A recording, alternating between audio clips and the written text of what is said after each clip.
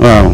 Doyen Samba. liñ koy dooree bokk na ci waaj yi nga xam ni teg nañ ko loxo moom nag nee na ab agent la boo xamante ni dafa yëngu ci wàllum casting. mu tudd Frédéric Glouard li tax nag enquête kat yi teg ko loxo dafay louer ay appartement yoo xamante ni daal ku ñëw fii bëgg appartement moo la koy luyal alors benn ndaw jóge ci benn dëkk ñëw contacter ko. pour mu luyee ko li nga xamante ni moo di appartement xale bu jigéen bi nag bëgg dugg ci showbiz bi rek ni mu ni ko man damay def ay casting yoo xamante ni damay tourner ay film ak yooyu noonu bi mu ko defee woo ko jox ko rendez-vous am lu mu ko proposé xale bu jigéen bi nangu ndekete da koo filmer di koy chantage ci vidéo yi saa su nekk pour muy ñëw ndekete waa ji daal dafay mbubbu woo ay Marodi ak Evenpro ni moom dafay def casting xale jigéen ñi donc mu def ko ay nit yu bëre daanaka am nañu beneen coach mu ndaw ci biir réew mi moom daal noonu la fa nekkee te vidéo yi da koy jël di la ci chantage tey nag l'observateur di ñu xamal ni teg nañ ko loxo ginnaaw nag ñaawteef yooyu nga xam ne def na ko. gis nga balaa maa ñëw ci waa ji. c'est-à-dire que ce phénomène de casting là on doit le revoir. mooy dëgg de. gis nga am na benn dimanche sama koñ ay xale yu jigéen ak xale yu góor 9h ci suba dimanche. ba presque 19h ñu ngi ci benn kër ànd ak ñetti gars yu yor caméra ak benn guerrier bu ne réalisateur la. ñuy dugg ak a génn. ba ma demee laajte ñu ne ma dañuy casting. noonu la ñuy def de. yàlla xam na ko 9h ci suba ba 19h. boo gisee ña nga xam ne ñooy def casting bi rek da ngay wër ni ñii. defuñu casting. ñii amuñu lu ñu produire film bay def casting.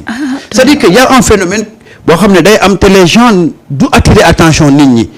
te day souvent dañ koy def dans les quartiers yi nga xam ne c'est un peu calme xale yu jigéen ñi dajaloo fa ak góor ñi suba ba ngoon ñu dañuy casting. di casting looy casting. pour jël c'est-à-dire qu'il y a de ces choses il faut les surveiller. il faut les surveiller mais malheureusement tout le monde veut apparaître devant le petit écran léegi xale yu jigéen boo ci gis mu ne damaa bëgg a jouer film. wala damaa bëgg a bokk ci publicité. léegi nag bëgg a bokk ci publicité wala bëgg a bokk ci film boobu mooy tax elles sont prêtes à faire tout. Marieta ñun suñu société bi gis nga waxoon naa la ko ne la y a de multiples coachs dans le coin. coach moo feeñ le mais parce que y a aucun contrôle de l'espace public. mais da ngay toog ba si ak rek gis benn groupe bu ànd di dem rek gis benn waay bu yor benn caméra bu ndaw benn waay yor benn appareil photo ñu ne dañuy defi casting et les gens ne contrôlent pas malheureusement ça termine toujours comme ça mais je veux dire que des genres de coach y en a en pagaille dans ce pays là depuis avec l'avènement des séries là xale yu jigéen ñëpp a bëgg a génn léegi télé ñëpp a bëgg a def léegi théâtre ba mu jaral la nga mais bien sûr def loo xam ne mais bien sûr da nga xam retombées yi mu leen indil bu ñu génnee ci télé bi mais dignité bi ngay ñàkk moo solo yow film yi ngay dégg yëpp da ngay dem ba mujj gi nga dégg ne acteur beeg actrice bi lañ doon fooyee ni ay jëkkër ak jabar lañ ci biir film bi mujj nañ ko réaliser nga dégg mais écoute dans ce pays là y a tout man je me dis que le gars là qu'on vient de dénicher là dafa bokk rek ci parmi les multiples coachs y a des coachs yoo xam ne dans leur maison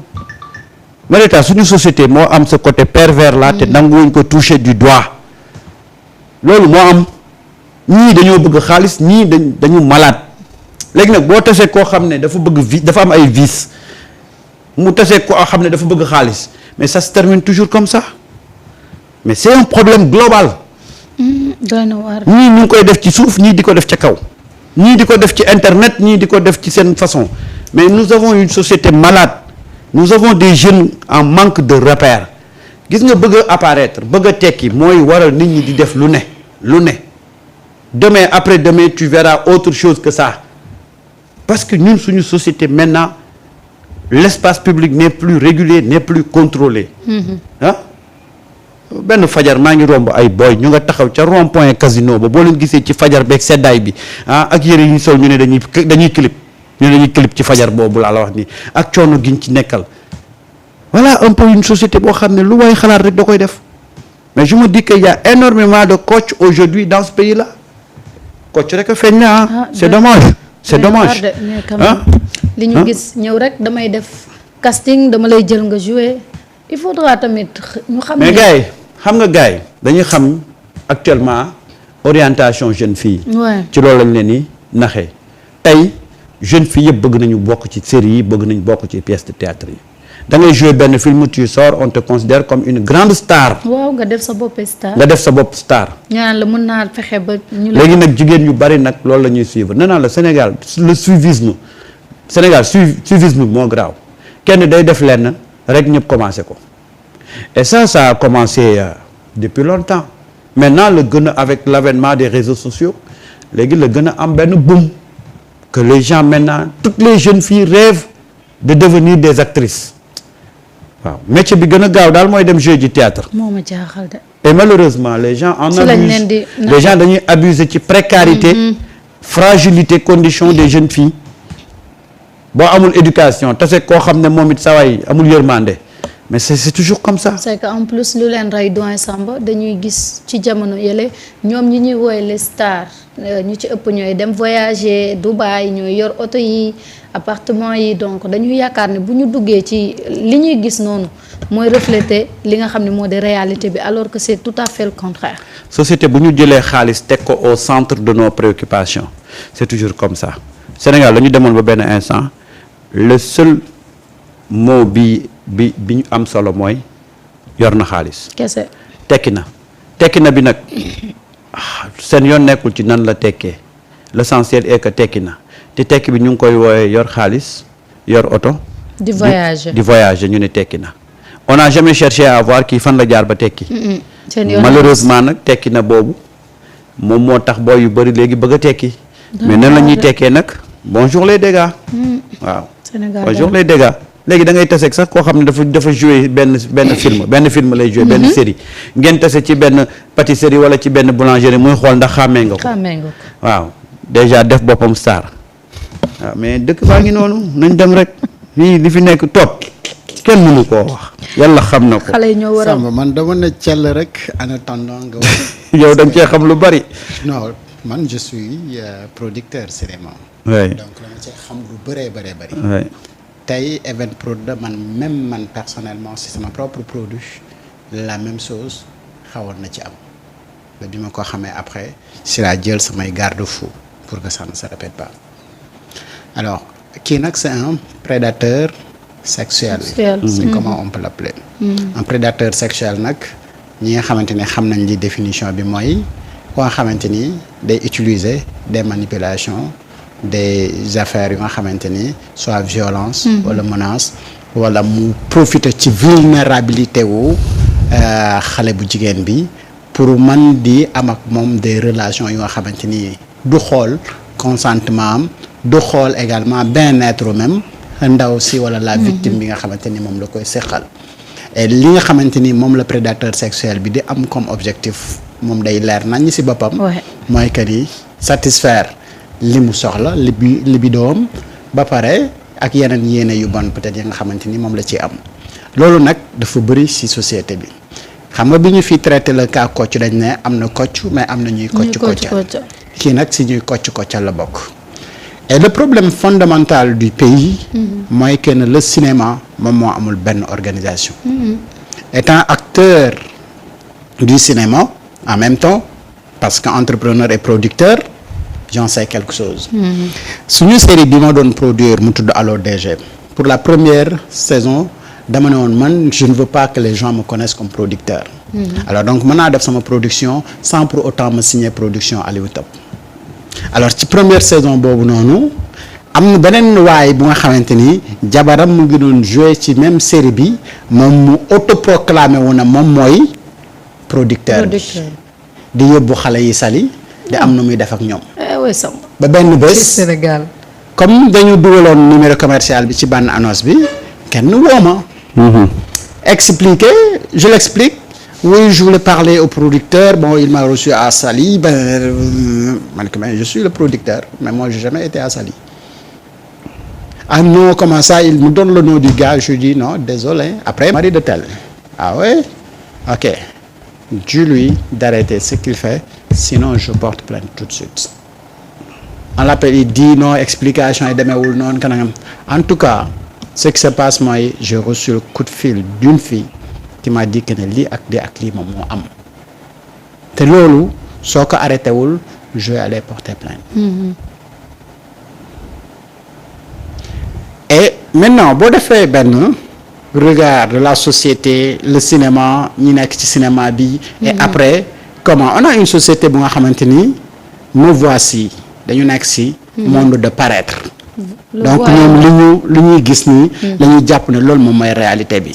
après mu am benn influence négative bu nga xamante ni da koy joxe parce que récemment. ñi nga xamante ni ñoom ñoo feeñ ci série yi finalement nos stars wala nos milliardaires ñoom lañ mujjee takk comme seeni soxna. waaw donc ça a changé leur vie. Ouais.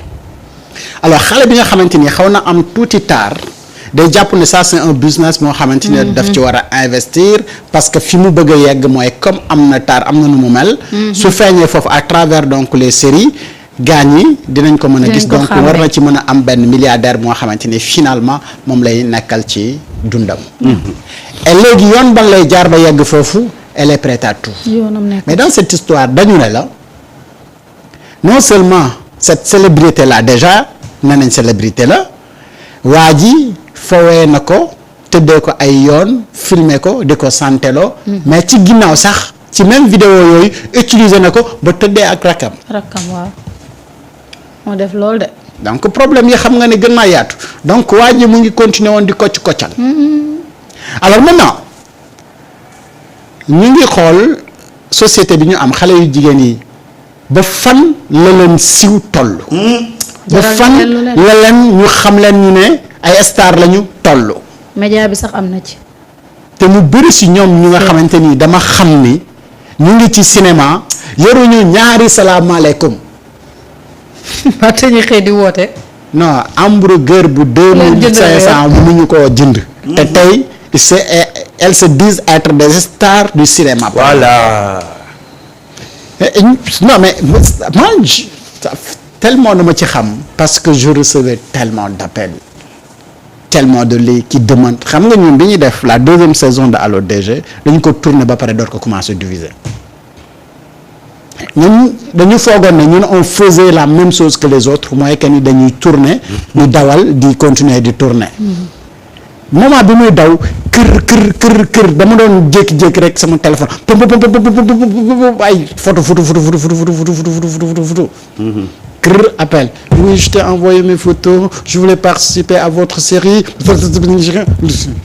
ñun tourné nañu ba pare malheureusement tu vois donc c'est pour dire que ni on a une société bu nga xamante ni extrêmement malade ama bi ñuy wax ci Kocc lii la ñu waxoon on a une société malade. C'est grave. et niveau boo ko jël rek da ngay gis que ni on a une société malade et ci maladie wu société boobu la ñenn ñi di profité ci vulnérabilité ak bëgg-bëggu ñenn ñi.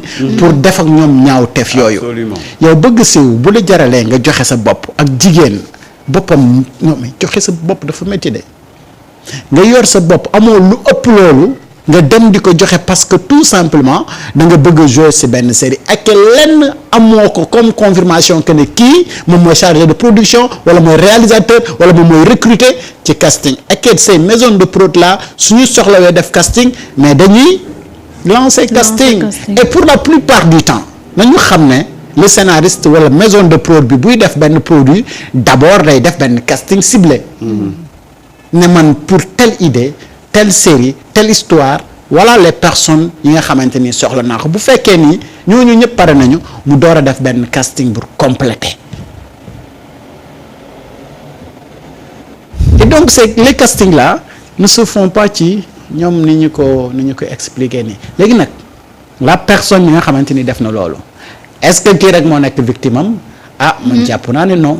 bu xóotee de dina nekk. léegi boo gëstoo ba ci biir di nga gis que ni donc beaucoup de nos filles beaucoup de nos sœurs beaucoup de nos voilà mais attan nañoo joxe seen bopp ngir ñu teg leen caméra ñu jouer benn histoire. et bu yàlla bindee ni bés sàngam sa biddew dina tàkk. allah kulli xaal dina tàkk bés boobu. yàlla moo xam ni muy jaaralee ba taal sa biddew jour boobu noonu donc dara jarul ngay yàkkamti ci sa àdduna bay def naka su dul noonu. et c'est ici parce que. nee na sa son bi day dam ak ñëw day dagg.